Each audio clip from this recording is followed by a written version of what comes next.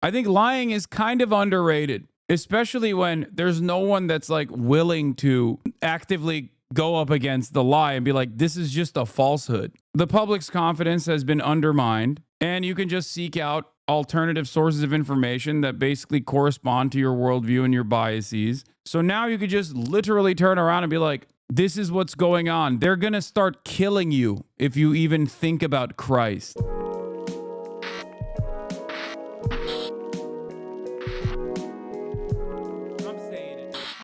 Yeah, JD Vance also at the Munich Security Conference was like, you know who's the real threat? You know who the real threat is to Europe? Like, you know what the real problem is in Europe? That they're banning people for being Nazis. Unironically, he turned around and was like, you know, it's not Russia or China that's the greatest threat to Europe. It's actually the fact that you guys are too woke. Wokeness is actually the real threat to Europe. That's what he said. Le wokisme. Great stuff, man. Super sick. Gather at this conference, of course, to discuss security. And normally, we mean threats to our external security. I see many great military leaders gathered here today. But while the Trump administration is very concerned with European security and believes that we can come to a reasonable settlement between Russia and Ukraine, and we also believe that it's important in the coming years for Europe to step up in a big way to provide for its own defense, the threat that I worry the most about vis-a-vis Europe is not Russia, it's not China, it's not any other external actor. And what I worry about is the threat from within, the retreat of Europe from some of its most fundamental values, values shared with the United States of America. Now, I was struck that a former European commissioner went on television recently and sounded delighted that the Romanian government had just annulled an entire election. He warned that if things don't go to plan, the very same thing could. Yeah. God, these guys are such assholes, dude. Yeah, the values of liberalism and the commitment to liberalism is not being upheld. After all, liberalism means collaborating with fascism. And you're not doing enough collaboration with the fascists. You're not simply keeling over. So he didn't say that then? Wait, what? No, the China and Russia thing he literally did say. No, the real threat in Europe is coming from within. It's le wokisme. Yeah, Europe is becoming too Soviet style. It's basically too leftist. Vance's message is that basically America is a democracy and Europe has turned into a Soviet Union that doesn't listen to its citizens and has too many immigrants. Quite a lecture. Yeah, this is the quote. The greatest threat to Europe comes not from Russia, but from commissars in Brussels and European governments, UK, Sweden, Germany. He says, stifle free speech. Comes back again and again to the canceled runoff of the Romanian election. If you can't understand this as straightforward, a rallying cry for Europe to become more fascist openly, I don't know what to tell you. If you don't see what I am, if you don't see what I see here, I don't know. We must be living on totally different planes of existence. Could happen in Germany too. Now, these cavalier statements are shocking to American ears. For years, we've been told that everything we fund and support is in the name of our shared democratic values. Everything from our Ukraine policy to digital censorship is billed as a defense of democracy. But when we see European courts canceling elections and senior officials threatening to cancel others, we ought to ask whether we're holding ourselves to an appropriately high standard. And I say ourselves because I fundamentally believe that we are on the same team. We must do more than talk about democratic values, we must live them. Now, within living memory of many of you in this room, the Cold War. This speech wasn't well received from what I'm seeing. I mean, yeah, but nobody wants to hear a lecture from this dumbass dude. But that doesn't matter because America still very much is the superpower. Although its influence and its soft power capabilities are diminishing, although its delicate alliances are becoming less strong, I guess, becoming weaker, ultimately, it still doesn't change the reality that it is the most dominant force on the planet as it stands. And as the most dominant force on the planet, What JD Vance is saying here might come across as a simple lecture, but the nefarious purpose for this lecture is truly terrifying for the future political prospects of the European Union. Because what he says here is what the American government wants to do in the near future. And they are kind of doing that already. Elon Musk making allegiances with nationalist and fascist movements all around the European continent is a truly terrifying prospect. Liberalism is dying. It's done. It's over. And I guess the question remains, will the liberals try to grip whatever remaining power they have and open up the floodgates of fascism in both Europe, as we are experiencing here in America as well? Or will they make allegiances with more radical left-wing elements, or even if there is any radical left-wing elements that remain in these countries? And I think the unfortunate answer is the former rather than the latter. That's what I think. At least historically, that's what they've done. And I think history is repeating itself again. Or positioned defenders of democracy against much more tyrannical forces on this continent. And consider the side in that fight that censored dissidents, that closed churches, that canceled elections. Were they the good guys? Certainly not. And thank God they lost the Cold War. They lost because they neither valued nor respected all of the extraordinary blessings of liberty. Yeah, definitely. America, on the other hand, loved the blessings of liberty during the Cold War, especially. They were doing so much liberation. The freedom to surprise, to make mistakes, to invent, to build. As it turns out, you can't mandate innovation or creativity, just as you can't force people what to think, what to feel, or what to believe. And we believe those things are certainly connected. And unfortunately, when I look at Europe today, it's sometimes not so clear what happened to some of the Cold War's winners. I look to Brussels, where EU commissars warn citizens that they intend to shut down social media during times of civil. By the way, just so you understand how obviously overtly hypocritical every aspect of this speech is, these guys have already implemented an anti-Semitism task force, and aside from doing mass deportations, they're looking to deport students on a student visa for the crime of being pro-Palestine, okay? So the notion that these guys have ever entertained free speech as anything but a weapon to wield to push for more and more fascist speech is ridiculous. Okay? That's all this is.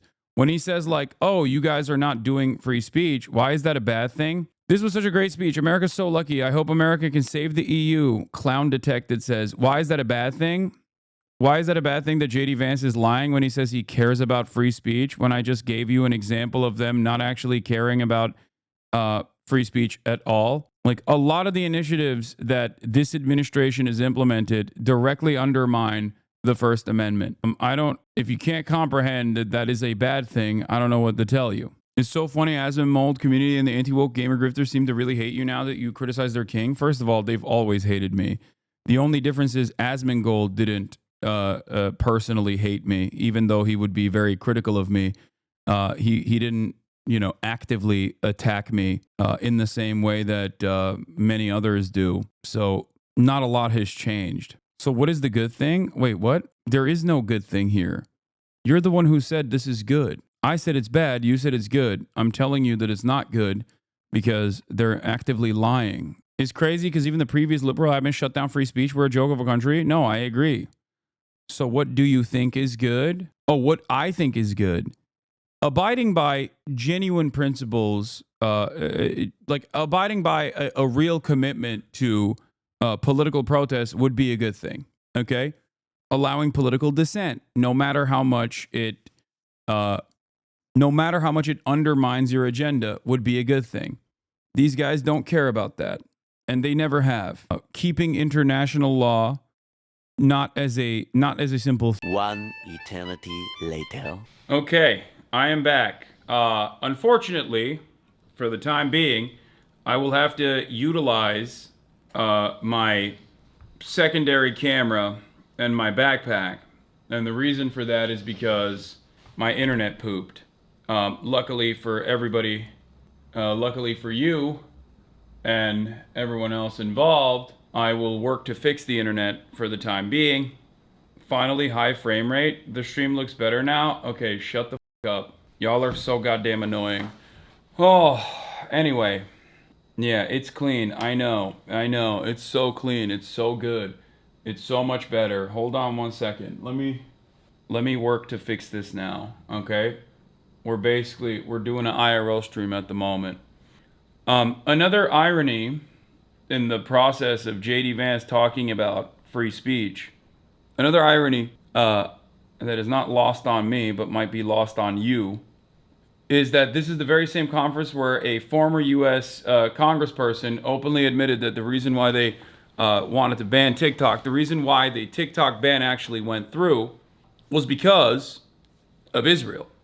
I will show you that video in a little bit. I was going to talk about that today as well. But anyway, frame rate fixed. I know. You guys are so goddamn annoying. I wonder what the f is going on with this stupid ass internet though. Why is it? Move to Texas to get better internet? I'm turning it on and off again. Trust me, I am already doing that. Unk Rage building? No, I mean, it's not the end of the world because I at least still have internet like on other sources. Like I have a failsafe. I have a way to still continue the stream, so it's not the end of the world. But it is frustrating when this stuff doesn't like fix itself quickly. Oh, never mind. It's good now. All right, we're back. There it is. Okay, let's see. Yeah, it's good. All right, I'll swap it over again. I'll swap it back, and then you guys can complain about the frame rate as one does. All right, in 3, 2, 1. All right, we're back. Get your complaints ready. Yes, it looks like stop motion. It looks too yellow. Next slide, please. I know.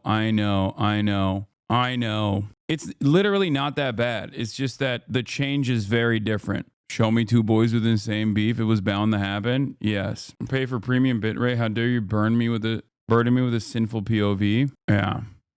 As a pocket watcher, you sound so much better. Thank you. Yes, the sound is always going to be better on this side. Noticeably off. I know. I'm so goddamn annoyed with the people constantly complaining. Anyway, speaking of the TikTok ban, here it is. U.S. Senator Mark Warner admitted at the Munich Security Conference that Israel played a role in pushing the TikTok ban through Congress. Here it is. It's something that we've talked about quite a bit that people consider to be conspiratorial for some weird reason. Mike, how did that legislation pass so quickly? If this is correct and there's not a lot of people that understand, somebody understood I'm gonna go pee real quick. I want to see if you're going to tell the real story. Okay, well, first of all, let the record We're talking reflect. about the TikTok legislation. I left. There's no AI legislation. Senator, I left to produce more human beings, and they cost money. They're not making me money. And if everyone had followed Frank and my Irish Catholic lead and repopulated the earth, we would have already won this Cold War competition. How did it pass so quickly? I know we're running out of time. One, we stole the senator's work, and he did a lot of the, sincerely, a lot of the yeoman's work in drafting an initial bill. We were able to sort of learn from that experience. We refined the approach. We worked with him. We worked with the executive branch. So we had a bipartisan consensus. We had the executive branch, but the bill was still dead until October 7th. And people started to see a bunch of anti-Semitic content on the platform. And our bill had legs again. And then there was a huge miscalculation by TikTok. When it became apparent that we were going to pass it out of committee, they forced sort of a pop-up on the app that allowed people to call their members of Congress. And kids were calling into their members of Congress during school hours threatening to commit suicide if TikTok went away. And for those of us who are concerned about the use of this platform for propaganda purposes or brainwashing, it sort of proved the point in the moment, and suddenly the bill passed. So it was the threat of espionage, the threat of propaganda, the good work of Senator Warner, and a few other players that all conspired. And he got it out of a committee that is the most diverse in the House, from left to right, 50-0 after a classified. Yep, there it is. Yeah. Look at him salivating over this too. It's like, oh, it's so sick. Yeah, that was he did a, it was people would not have bet on, but he and his Democratic colleagues did some great. But to your point about democracy, I mean, that was a 3-year endeavor and it failed, 100 times. And we just had to keep working it and working it. So let me do this. We are out of time. We're getting the axe. Dope. Thank you, Mr. Vice President, for taking the time out of your busy schedule to call me names. But your boss, Elon Musk, just called for a long prison sentence for CBS journalists for edits he didn't like. Did you not get the memo? Do you not agree with Mr. Musk on locking up U.S. journos? Hey, JD Vance, I know you're busy lecturing the Europeans on free speech, but have you seen this? Mr. Trump's decision to limit AP reporters' access is as much fight over the Gulf of America as it is a protest of what White House advisors say is years of liberal words choices that AP's influential style book has spread across mainstream media. Yes, dummy. I think there's a difference between not giving a reporter a seat in the White House press briefing room and jailing people for dissenting views. The latter is a threat to free speech. The former is not. I hope that helps. Why does JD Vance switch between? Why does JD Vance switch between talking like he's epic bacon millennial liberal baby and also talking about how the new pope is actually the antichrist? Like, he has two speeds. He's either like we have desecrated the Eucharist or whatever, and then he just turns around and talks about how why do the narwhals bacon at midnight, you dummy? Propaganda. 60 Minutes allows Kamala Harris to lie when cameras are rolling. 60 Minutes are the biggest liars in the world. They engaged in deliberate deception to interfere with the last election. They deserve a long prison sentence. Great stuff, dude, from the real acting president of the United States of America. Very cool. To be fair, Donald Trump says stuff like this all the time, too, so that doesn't make a lot of difference. Is the camera bag for the bag just way better than your desktop streaming camera? Please don't ban me. I don't know anything about streaming tech. No, dude, it's not, okay? It's not. These cameras that I have are literally better. The problem is there's currently some frame rate issues on the camera. That's it, okay? That's it. For some reason, it's not even connecting to the first camera anyway. I don't know why. I can't even control the first camera right now. It's like completely disconnected from the tether. I don't know, David, if you're in here right now. I don't know why it disconnected. Is it plugged in? Well, you're currently watching me. So obviously it's plugged in, chatters, but it's not connecting through the Lumix to the Lumix application that allows me to change in real time camera settings. I suspect that it has something to do with the internet outage that happened. Don't do tech issues with the chat, please. This is madness. I agree. We're just gonna continue. We're just gonna continue working, okay? Through this, you'll be fine. Yes, the FPS looks off. I know. Civil unrest. The moment they spot what they've judged to be, quote, hateful content. Or to this very country, where police have carried out raids against citizens suspected of posting anti-feminist comments online as part of, quote, combating misogyny on the internet. Like, that's the biggest threat to Germany and Europe. It's not Russia. Like, I mean, this like outflanks even their own other propaganda. When they turn around and say stuff like, oh, it's like, you're supposed to say, no, Russia and China are major problems for Europe. But he's like, nah, you know what the biggest problem for Europe is? You're not fascist enough, okay? It's just like silly aesthetic bullshit. A day of action. I look to Sweden, where 2 weeks ago the government convicted a Christian activist for participating in Koran burnings that resulted in his friend's murder. And as the judge in his case chillingly noted. Yeah, they're not doing enough Quran burnings, dude. That's the real issue in Europe. Sweden's laws to supposedly protect free expression do not, in fact, grant, and I'm quoting, a free pass to do or say anything without risking offending the group that holds that belief. And perhaps most concerningly, I look to our very dear friends, the United Kingdom, where the backslide away from conscience rights has placed the basic liberties of religious Britons in particular in the crosshairs. A little over 2 years ago, the British government charged Adam Smith Connor, a 51-year-old physiotherapist and an Army veteran, with the heinous crime of standing 50 meters from an abortion clinic and silently praying for 3 minutes. Not obstructing anyone, not interacting with anyone, just silently praying on his own. And after British law enforcement spotted him and demanded to know what he was praying for, Adam replied simply, it was on behalf of the unborn son he and his former girlfriend had aborted years before. Now, the officers were not moved. Adam was found guilty of breaking the government's new buffer zones law, which criminalizes silent prayer and other actions that could influence a person's decision within 200 meters of an abortion facility. He was sentenced to pay thousands of pounds in legal costs to the prosecution. Now, I wish I could say that this was a fluke, a one-off crazy example of a badly written law being enacted against a single person. But no, this last October, just a few months ago, the Scottish government began distributing letters to citizens whose houses lay within so-called safe access zones, warning them that even private prayer within their own homes may amount to breaking the law. What the? No, that. What are you?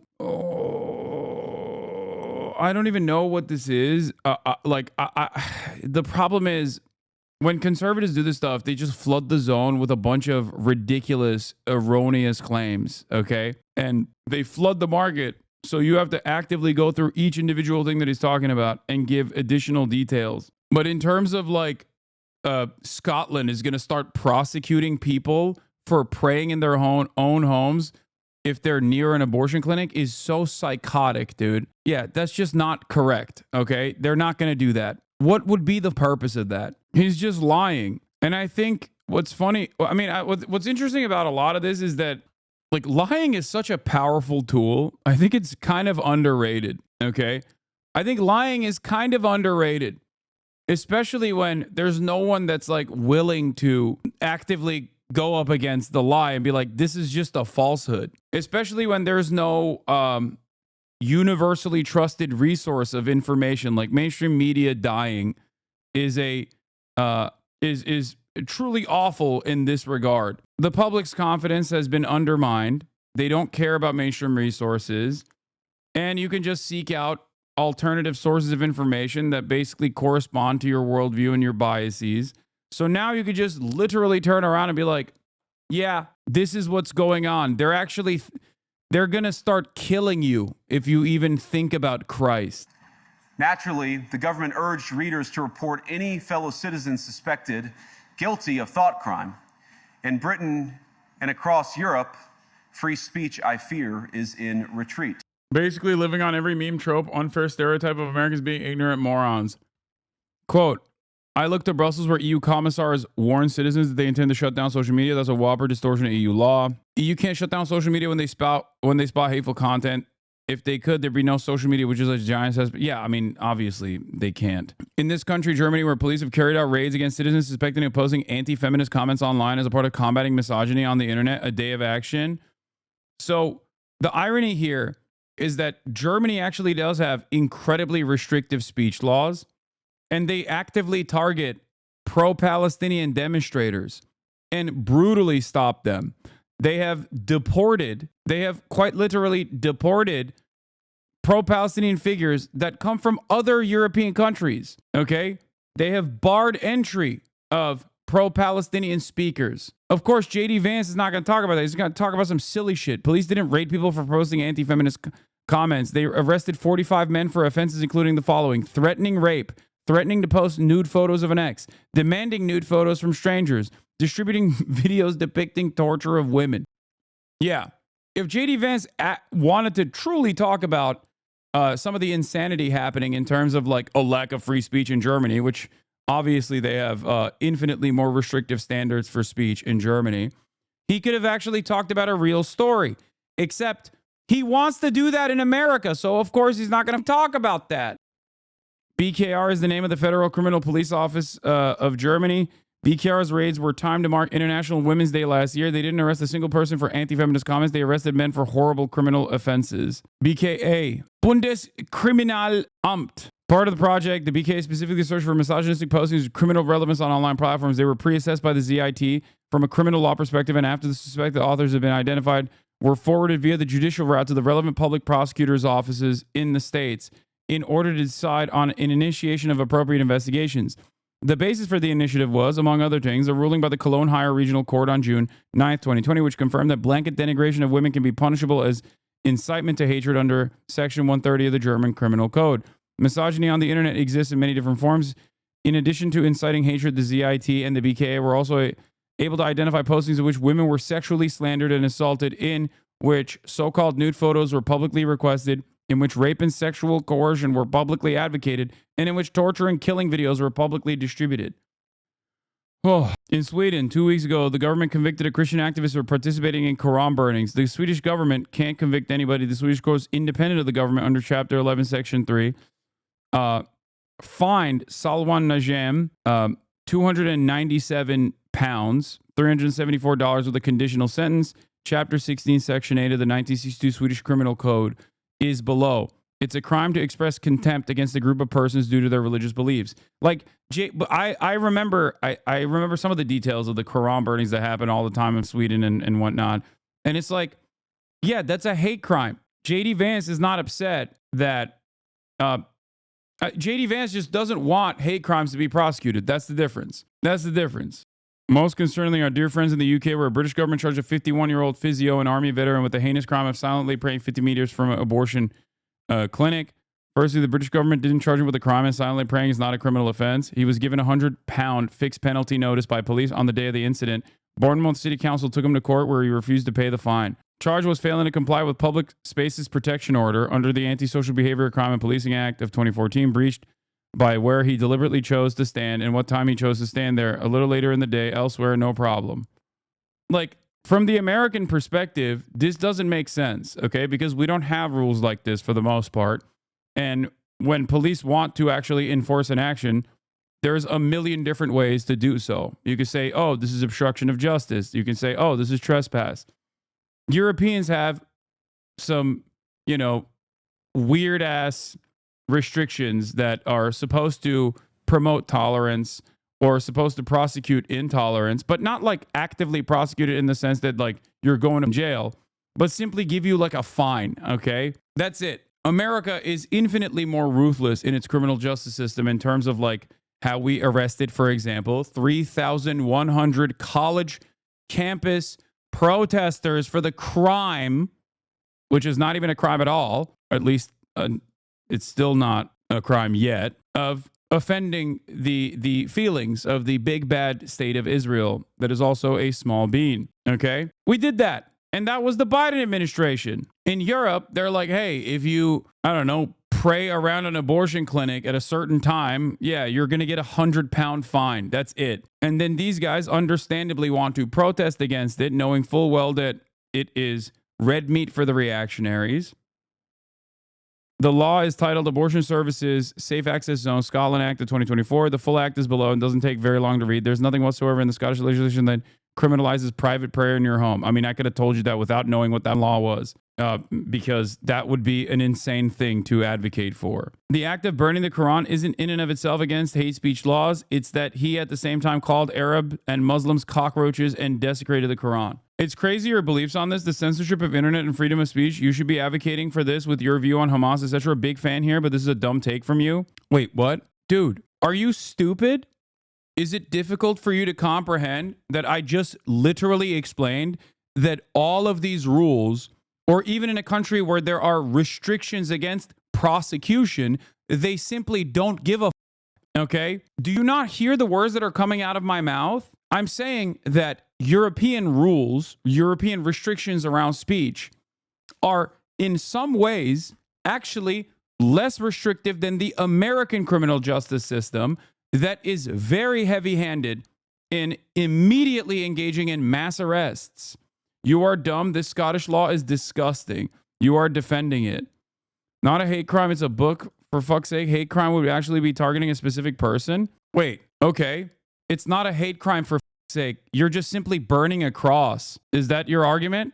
It's not, if it's not deliberately targeting a specific black person, as long as you're burning a cross in a public area, that's not a hate crime. What a great argument this is. Hey, excuse me, officer. I just drew a swastika. It's not a hate crime. It's not targeting a specific Jewish person. It's targeting all Jews. Great stuff. You don't even know what the standard for a hate crime is. Yes, we can burn flags, blocks, etc. But sorry, I can't. But a Quran. First of all, burning a Quran or removing the context and the nuance from the act of burning a Quran is hilarious in this instance because it is akin to saying, oh, I'm sorry, we can burn flags, but we can't burn a cross. Okay? That's what you're simply stating because there is additional symbolism surrounding this. Okay? Just so you understand. Or, oh, we can draw, I don't know, circles and squares on the side of the street, but we can't draw a swastika. It would be considered a hate crime. It's still a hate crime. Whether you want that hate crime to exist or not, or whether you want no regulations surrounding that sort of thing or not, doesn't change the reality that the intention behind it is very deliberately to spark hatred against certain marginalized communities. Okay? I don't know why every single person just simply across the board assumes that there is no nuance or context in these situations. You just like try to make a blanket statement and move on, thinking that I'm not going to be able to address it. We can say and do as we want as long as no one is hurt. Right to peaceful protest and speaking your mind. I know. I don't disagree with you, except the intention behind burning a Quran and also simultaneously, as chatters from Sweden have correctly pointed out, saying all Muslims are vermin that must be forcibly removed from the country is very clearly a little bit extra than just, oh, I'm against this religion. That's why I'm burning the Quran. That's why the act of burning the Quran is never specifically just an anti-religious act. Okay? Chatter wants to commit legal actions whilst not being hated by those he's directly offending. Yeah. Yeah, we can incite violence as long as we do not throw the punches ourselves. Can you explain burning a cross versus burning the American flag? Yes, easy. Burning the American flag is a criticism and a protest against the nation state. Burning a cross is to say black people must be killed because that's what it accompanied in the past and still to this day. When you burn a cross, you are going to engage in lynchings. It is a telltale sign to try to get stochastic terror to happen. Whether you are going to do it yourself or hope that others want to do it does not matter. Okay? There's a difference between saying the American government when you are literally a part of the American government and you're, utilize the existing free speech laws and boundaries to criticize the American state with this radical act of protest is entirely different than utilizing the free speech laws to basically say, let's go kill some black people, dude. How sick is that? Yeah, obviously these two things are different. And I say this as someone who obviously benefits tremendously from the existing First Amendment, the First Amendment that I guess, the American government is still held on to. I don't understand. We're just burning a mosque. It's a radical act of protest against the religion. Anyway. You're not giving good examples. Burning a cross is constitutionally protected in the U.S. Virginia v. Black. I'm not saying that it's an appropriate thing regardless because it's still an incitement of hatred and it's accompanied by a litany of hate crimes regardless. In the same exact way that burning a Quran is. The purpose of a Nazi protest in a historically black neighborhood is not simply to exercise their difference in opinion and openly talk about their differences in opinion. It is to incite fear, okay? It is to incite fear to remind black people the racial pecking order. It plays the same role as, putting up a statue of a Confederate general, for example, outside of a courthouse, which was common practice in the civil rights struggle that Americans engaged in.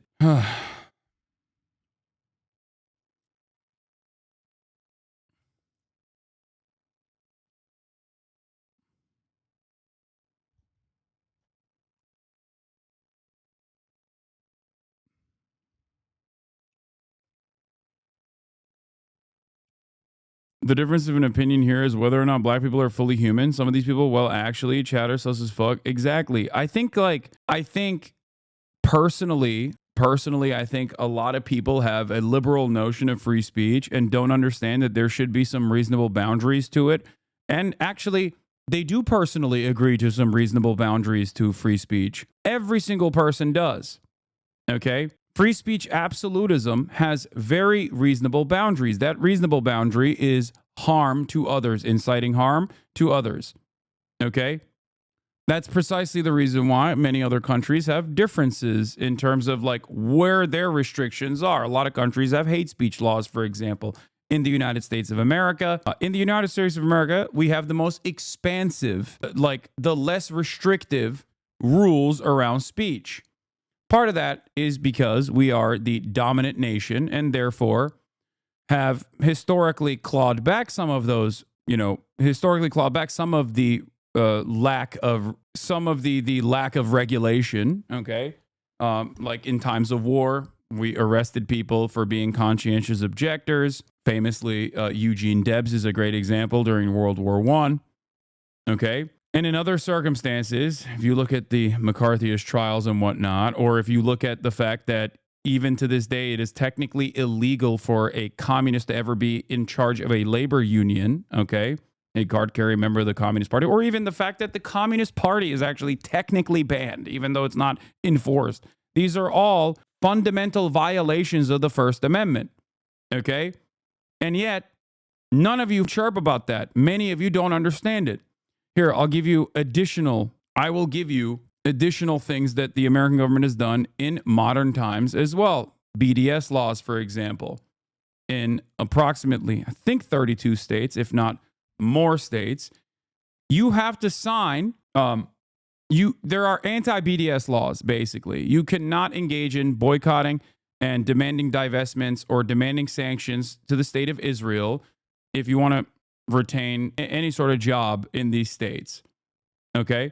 That is an insane violation of the First Amendment, and yet nobody ever talks about that. Now, those are some bad violations of the First Amendment, both in principle and in theory. Having said that, however, there are some reasonable restrictions on free speech that many Americans also agree to. You can't yell fire in a crowded theater is the famous example that people use all the time. It's an example of incitement, okay, to cause chaos and panic. Another reasonable exemption from free speech is child sexual abuse material, for example. There's restriction on what kind of speech you can engage in or what kind of artistic expression you can engage in. Yeah, fighting words is another restriction as well, or at least does not offer you freedom from consequences. My point is, every single person, virtually every single person, agrees to restrictions to free speech, even in the United States of America. Okay? Otherwise, you would be a, pro-CSAM liberation advocate. You'd be like, oh, you would want to allow CP to be created and distributed freely.